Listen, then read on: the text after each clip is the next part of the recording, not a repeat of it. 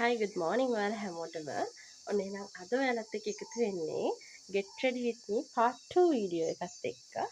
මොකද කලින් වීඩියෝ එක මම YouTube එකට අප්ලෝඩ් කරාට පස්සේ එක වීව කෙනෙක් දාලා තිබුණා වීඩියෝ එක කම්ප්ලීට් කරලා ඉවර වෙලා ආගේ ෆුල් අවුට්ෆිට් එකත් එක්ක අපිට පේන්න තිබුණා නම් හොඳයි කියලා. ඉතින් ඒක විතරයි මට දැනට ආව කමෙන්ට් එකකට තිබුණේ අඩුපාඩුවක් හරි හදාගන්න දෙයක් හරි එහෙම. ඉතින් ඒකත් එක්ක අද එදා කරපු වීඩියෝ එක කරේ මම මගේ බෙඩ් එක උඩ වාඩි වෙලා. ඉතින් අද මම වෙනස් තැනකට ඇවිත් තියෙනවා මේ අපේ ගෙදර වරන්ඩා එක. එතන ඉඳලා ඔන්න අද වීඩියෝ එක අරන් ඉන්න ලෑස්ති. මුලින්ම මම අවුට්ෆිට් එක දාගෙන ඉවරයි. දැන් තියෙන්නේ මූණට කරගන්න තියෙන සත්කාර කියන්නත් බෑනේ. මූණට කරන්න තියෙන විච්චූරන් ටික කරන්න. අද පොඩි ඕඩර් එකක් තියෙන්නේ කට්ලට් 10ක.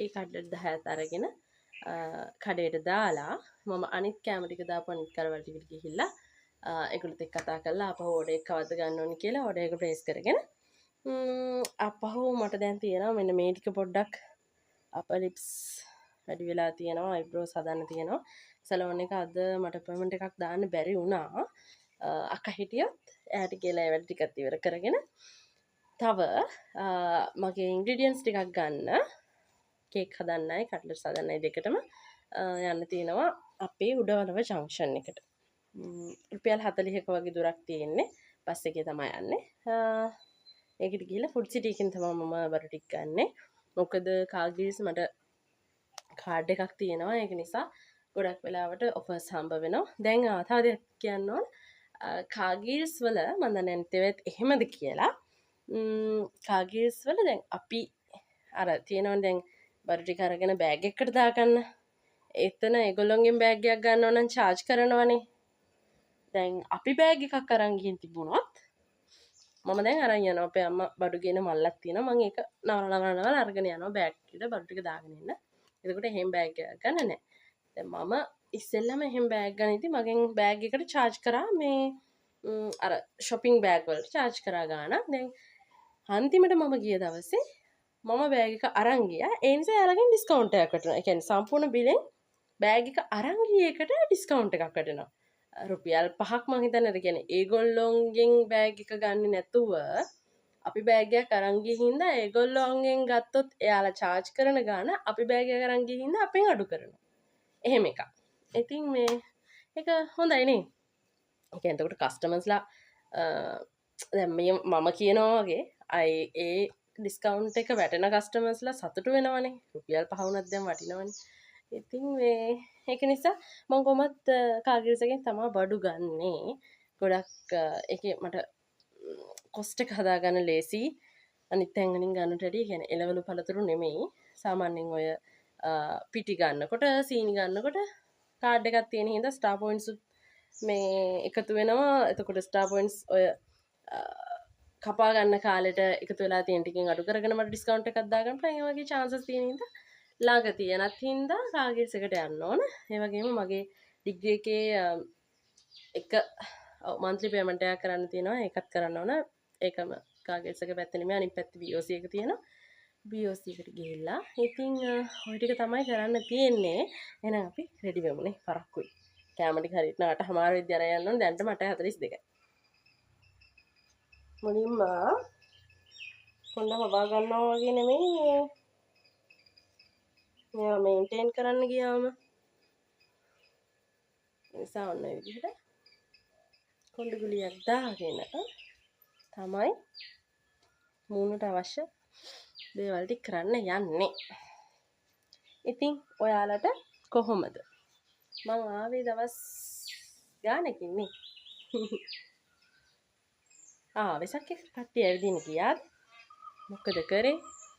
වෙසක් එකට මමයි අම්මයි දෙන්න නම් අපි දෙන්න ට්‍රිප් එකක් යන්න කතා කළා. මේ ගෙවල් පැත්තේම කට්ටියක් මාතර පැත්තේ ගියේ. වන්දනාවක් කියන්න බෑ ඒක විනෝද ශාරිකාවක්. මොකද දන්සල් වල ගියා. පරවිදූපතේ ගියා, බීච් ගියා. ඔය ටිකේ තමයි අපි දෙවුන්දර යන්න හිතාගෙන ගියේ. නමුත් මාර ට්‍රැෆික් එකක් වුණා. අපි උදේ මෙහෙන් යනකොටම සාමාන්‍යයෙන් උඩවලවේ ඉඳලා මාතරට යන්න පැය 2කමාරක් වගේ මං දන්න විදිහට තියෙන්නේ. 2කමාරක් 3ක් වගේ. අපි උදේම ලෑස්ති වුණාට අපිට යන්න උනේ මෙහෙන් උදේ 9කමාරට විතර. ඉතින් ඒ පරක්කුවත් එක්ක හවස ට්‍රැෆික් එකට ටිකක් අපිට අහුවෙන්න වුණා. ඒක නිසා යන්න බැරි වුණා දෙවුන්දරට. කමන්නේ නේ දෙවුන්දර යනවා එන දවසක. දෙවුන්දර මම ගිහින් තියෙනවා. පරවිදූපතේ තමයි ගිහින් තිබුණ නැත්තේ. ඉතින් දෙවුන්දරට යන්න බැරි වුණා. ඒක ප්‍රශ්නයක් නෑ. දන්සල් ගිහිල්ලා පරවිදූපතේ ගිහිල්ලා බීච් ගිහිල්ලා කට්ටිය බීච් එකේ නෑවා. අම්මයි මයි නම් නෑවේ නැහැ. අම්මයි මයි බීච් එකේ වාඩිලා පොඩි කයියක් දාගෙන හිටියා. ගෙදර හිටියා කතා කරන්න වෙන්නේ නැහැනේ. මේ ඉතින් ඒගොල්ලෝගේ වැඩ මම්මගේ වැඩ කයියක් දාන්න වෙන්නේම නැස්තර. බලන්න මගේ eyebrows උයි upper lips shape මේ මොකද කියන්නේ ප්ලක් කරලා නැති නිසා කොච්චර මූණට අඳුරු පාටක් ඇවිල්ලා තියෙනවද. මම දැන් අද හරි ඔය අපොයින්ට්මන්ට් එකක් දාගෙන මේ ටික ඔක්කොම හදාගෙන ඉවර වෙලා වීඩියෝ එකක් ගෙන්නම් බලන්න. එතකොට මූණ කොච්චර පෑදිලිද කියලා. දැන් මටම නිකන් වතුරු පැටියෙක් වගේ මාව පේන්නේ. මේ මීව වැවිලා හොඳටම මගේ ටක් ගාලා වැවෙනවත් එක්ක මේ කළු වෙලා. අනේ මන්ද ළමයි මොකද ජීවත් වෙන්න කියලා හිතන වෙලාවකට මේක කරගන්නව වෙලාවක් නැහැ. මාතර ගියෙත් මෙහෙම අයියෝ රිලා පැටියෙක් වගේ. මොකද වෙන්නේ? ඒ කියන්නේ මට එච්චර මේ ඇත්තටම තාමත් මම ප්ලෑන් එකක් නැතුව තමයි මේ ඔක්කොම ටික බදාගෙන කරන්නේ. ඒකයි මේ මට ටයිම් මැනේජ්මන්ට් එකක් කරගන්න බැරි. දැන් හරියන්නේ නැහැ. අද බඩු ටිකක් ගෙනහලා ඔඩර්ස් හෙට බාර ගන්න නැහැ. අනිද්දා තමයි කියනවා ගේන්න පුළුවන්. මේ මොකද දවසක් තියාගන්න ඕන. අද මට හවස ලෙක්චර්ස් උත් තියෙනවා. දවසක් තියාගන්න ඕන මගේ වැඩ ටිකක් කරගන්න. කුරුල්ල යනවා හන්දරට.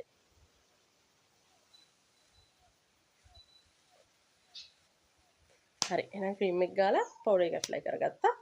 ඊට පස්සේ මොකද ඊට පස්සේ කරන්නේ? ඉන්න දෙයක් නෑ. ටක් ගාලා කාමරේට දුවලා. මං කොච්චර කියනවාද කියලා ඔයාලටම තේරෙනව නේද? ඒ ඇසේ ගෙදරට කවුද එනවනේ සෝමිනා. ඉතින් ඔන්න ගෙදරට කට්ටියක් ආවා. මේ සීට්ටුවක් දාපු කවුරු හරි ඔන්න මොකද්ද මන් දන්නේ නැහැ. තාත්තගේ ස්කූල් බස් එකේ යන කට්ටිය. වැඩ නැහැ. මේක අමතක වෙලා ඇවිල්ලා තිබුණා. ගිට දුවලා ගිහලා ඒකත් ගෙනාවා. කීයද වෙලාව? 8:52යි.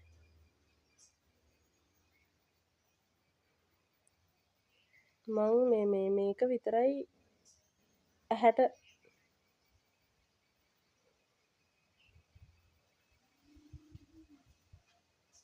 අර වින්ග්ස් අඳිනේම මට මේ පොඩක් කචල් වගේ.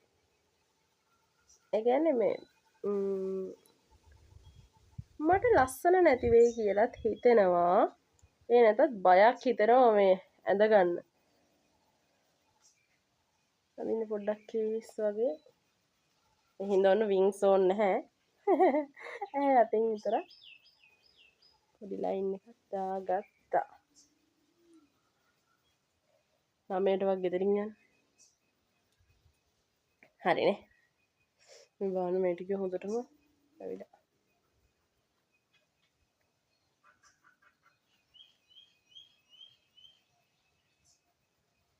හරි. ඊළඟට දැන් මොකද කරන්න තියෙන්නේ?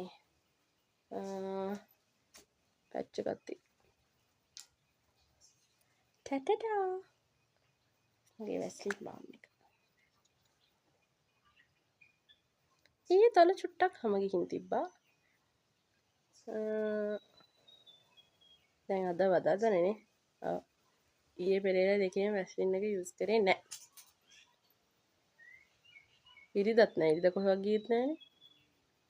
කොහරි යනකොට විතරයි මේක ගාන්නේ. ඉස්සරහට රැයටත් ගානවා. හැබැයි මේ හරි. වැසිලින් එකත් ගාගත්තා. ඉවරයි. ඊට පස්සේ තියෙන්නේ මගේ බොඩි ලෝෂන් එක තවත් ඉවර නැහැ. මේක ඉවර කරගන්න ලෝබයි. එහෙනම් චුට්ටු තමයි ගන්න. හරි සුවඳයි. ඉතින් ඒකයි ලෝබ. පොයට කොහෙද ගියේ ළමයි? ඇවිදින්න ගියේ නැත්ද? කමෙන්ට් එකක් දාගෙන යන්න.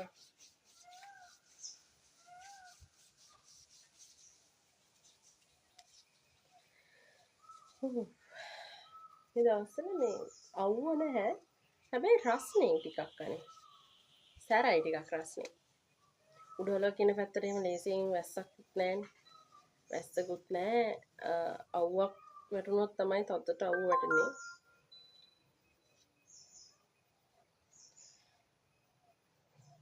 අඩිපටිය කොයි පේනවා. එච්චර මහත නැහැ. ඉතින් පර්ෆියුම් එක අන්තිමට.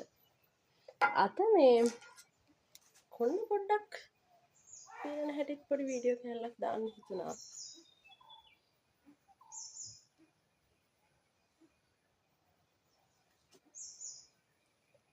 කොණ්ඩෙට මොකක්ද කරන්නේ?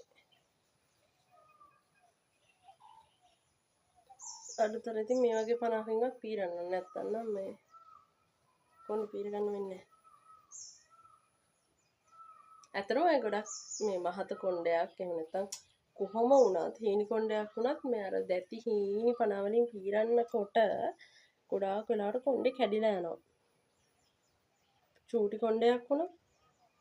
ඒක නිසා නිතරම පාවිච්චි කරන්න ටිකක් දැති ලකුවට තියෙන ස්කැල්ප් එකට පීරනකොට හොඳට දැනෙන මේ ලොකු පණාවක්.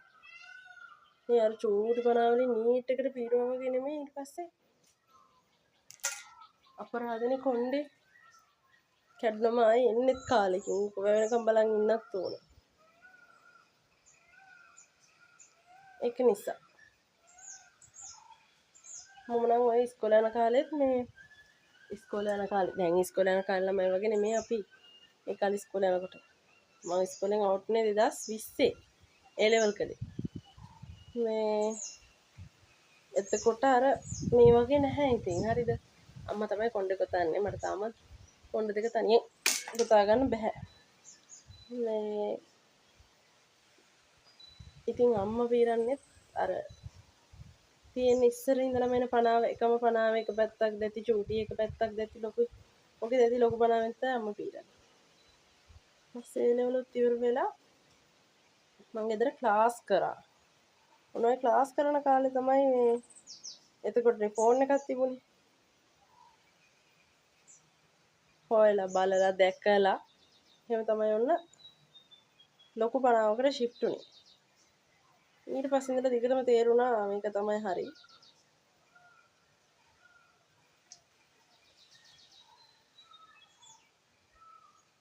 කාට වුණත් ඒක තමයි හොඳ.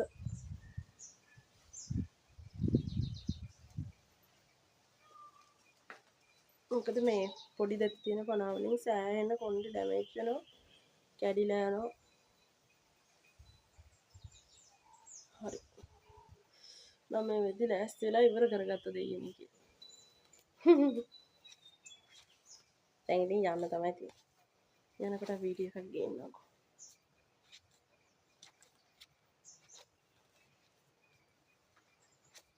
අද ඉස්කෝලේ දවසක් නේ මට නිකන් දැනෙන්නම සෙන්සුරාදා දවසක් වගේ.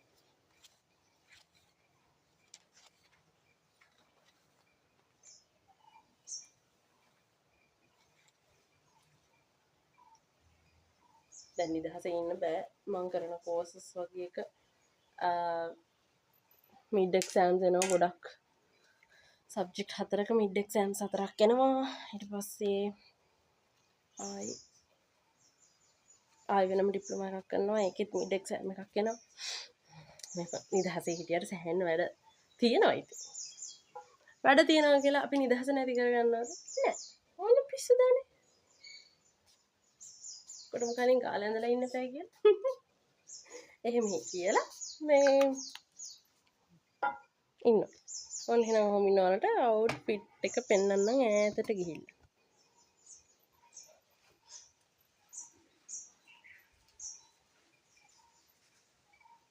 තමයි outfit එක. ඔයාලක නෑනේ. හොඳයි. හොඳට මේක ඉන්නවනේ. කොහොමද හරියට?